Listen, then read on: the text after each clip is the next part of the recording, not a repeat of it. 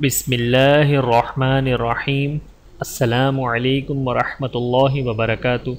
नाज़रीन, उम्मीद करता हूँ आप सब खैरियत से होंगे और मैं आपको अपने YouTube चैनल में खुशामदीद कहता हूँ।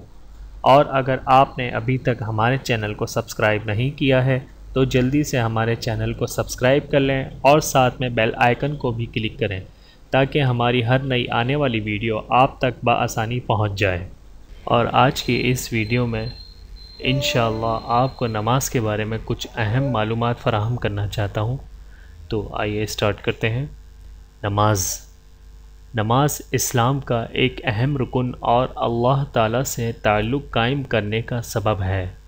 नमाज को आप सल्लल्लाहु अलैहि वसल्लम ने जन्नत में जाने और अपनी आँखों की ठंडक करार दिया। नमाज किसी हालत में भी माफ़ नहीं है, गर्मी हो या सर्दी, हालत अमन हो या खौफ, तंदुरुस्ती हो या बीमारी, हत्ता कि मैदान जंग में भी ये फ़र्ज़ अदा करना पड़ेगा, क्योंकि आप सल्लल्लाहु अलैहि वसल्लम के अस्वाए हुस्ना से नमाज की अहमियत वाज़ेह हो जाती है। नमाज के फ़राइज़। नमाज में कुल 13 फ़राइज़ हैं, जिनमें से एक फ़र्ज़ भी अदा करने से रह जाए तो नमाज का टूटना वाजिब है, यानी नमाज दोबारा पढ़नी पड़ेगी। उनमें 7 फ़राइज़ नमाज से पहले हैं, जिनको शरायत कहा जाता है।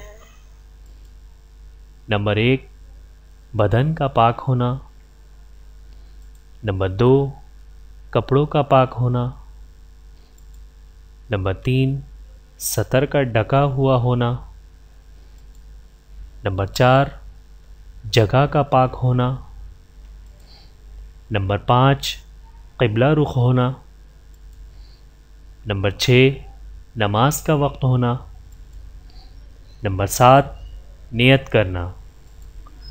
और 6 फ़राइज़ नमाज के अंदर हैं, जिन्हें अरकान नमाज कहते हैं। नंबर 1, तकबीर तहरीमा यानी अल्लाहु अकबर कहना। नंबर 2, क़याम करना। नंबर 3, क़िरात करना। नंबर 4, रुकू करना। नंबर 5, दोनों सजदे करना। नंबर 6, क़ायदा आखिरा में बैठना। तो दोस्तों, आज की इस वीडियो में इतना ही। उम्मीद करता हूँ कि आपको ये वीडियो पसंद आएगी, और अगर आपको हमारी वीडियो पसंद आए तो हमारी वीडियो को लाइक और ज़्यादा से ज़्यादा शेयर करें, ताकि और दूसरे लोग भी आपकी तरह इस वीडियो से फ़ायदा उठा सकें। और कमेंट्स करके हमें अपनी राय से आगाह करें। मिलते हैं अगली वीडियो में। अपना और अपने प्यारों का बहुत ज़्यादा ख्याल रखिएगा और मुझे दुआओं में याद रखिएगा। Take care. अल्लाह हाफिज़।